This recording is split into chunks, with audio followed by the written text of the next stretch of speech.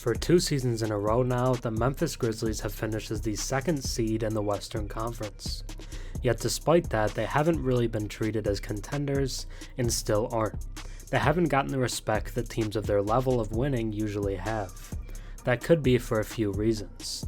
They are much younger than teams of their stature usually are. Their main star, Ja Morant, is 24 years old. The reigning Defensive Player of the Year in Jaren Jackson Jr. is also 24. Then Desmond Bane is the oldest of the three at 25. They also were pretty cocky for a team that hasn't made a conference finals, and that turned a lot of people off. But they had an interesting offseason of change. The cockiest and most provocative of the bunch, Dillon Brooks, was not re-signed in free agency this summer.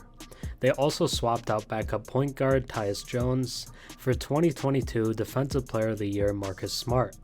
Then they signed Derrick Rose in hopes he could be a good mentor for the young guys and provide some backup point guard minutes. However, a fair doubt of the team heading into this season is the looming 25-game suspension of franchise player Ja Morant due to repeated gun violations. But that was the big reason for bringing in a player like Smart, and if they can survive the first third of the season, then this could be another high finish for Memphis. There's a real argument that this is the best team they've had with the current core. On top of the good young four guys, they also have a really solid starting center in Steven Adams, and rising young players like Kenneth Lofton Jr., David Roddy, LaRavia, and Santi Aldama. Acting like the team will just fall off a cliff and won't be towards the top of the West seems disrespectful. The Memphis Grizzlies are the NBA's most disrespected contender. Now let's take a deeper look at why. Before we get into the very intriguing team in Tennessee, if you enjoy my content or watch a few videos of mine, think about subscribing.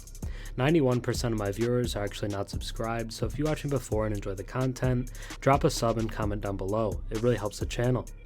Despite their finish over the last 2 seasons, Vegas has the Grizzlies projected to finish 6th place in the Western Conference this season. The team hasn't gotten worse and has a better stopgap point guard than in years past to keep the team afloat without Ja.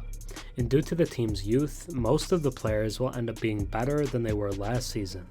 If they can stay around 500 without Ja, then I think there's a really good chance they could finish with a top 2 regular season again.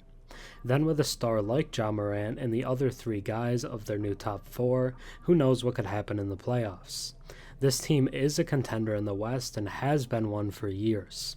They should blow that 6th place projection out of the water, but that relies on the players, so let's take a look at the impact guys for Memphis. When talking about the Grizzlies, you have to start with the franchise player, Ja Morant.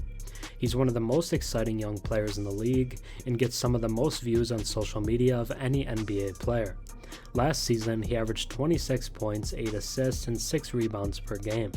Both the assist and rebound numbers were career highs for the 2019 draft alumni. He's an insane athlete and finisher around the rim, and he has an extremely impressive knack to score points in bunches. However, the biggest problem with him is reliability, both in the past and the long-term future. He has now had 2 gun-related suspensions, and I'm not sure how many chances he has left, if any. But hopefully he learns his lesson this time and gets his act together, because any NBA fan would want this guy on the court. He's an extremely special player. Then we should talk about the reigning Defensive Player of the Year, Jaren Jackson Jr. The 24-year-old big man is on the verge of going from all-star to superstar.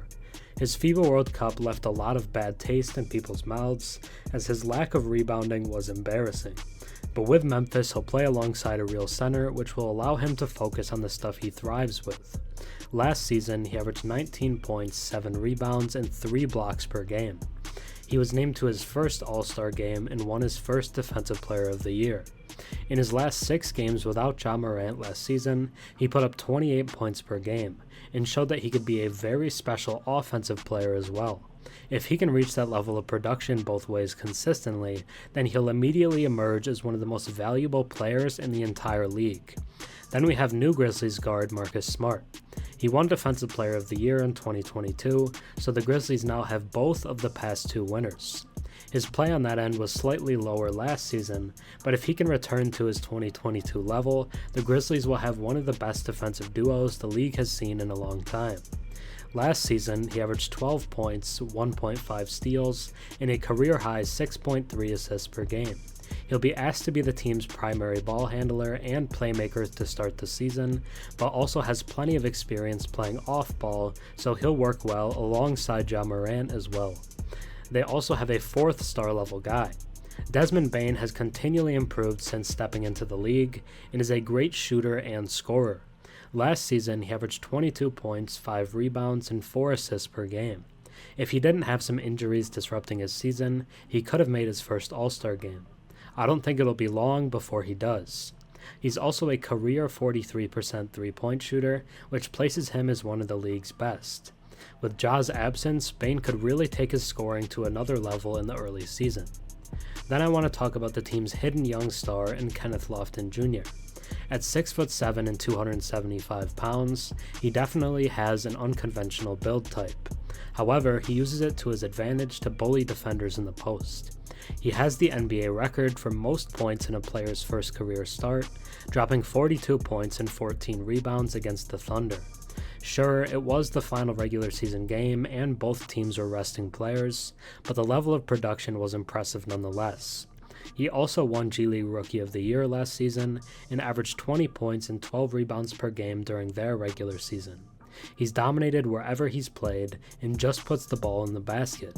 If the Grizzlies give him a chance, he could be a really good player for them. In terms of lineup, the starters after Ja's suspension should be Ja Morant, Marcus Smart, Desmond Bane, Jaren Jackson Jr, and Steven Adams.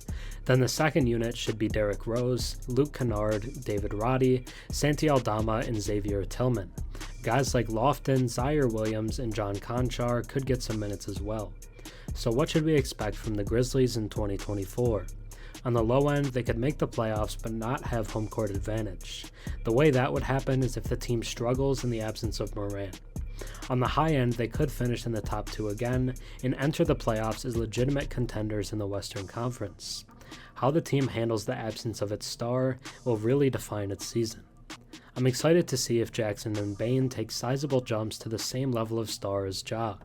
Expect at least one All-Star in either Triple J or Bane, and if they're on the high end, both guys could make it. It feels unlikely that Ja could make it due to the lack of games played. But this team is extremely talented, but they're not getting talked about. The Memphis Grizzlies are the NBA's most disrespected contender. Thanks for watching. I'm Herm. Have a good one.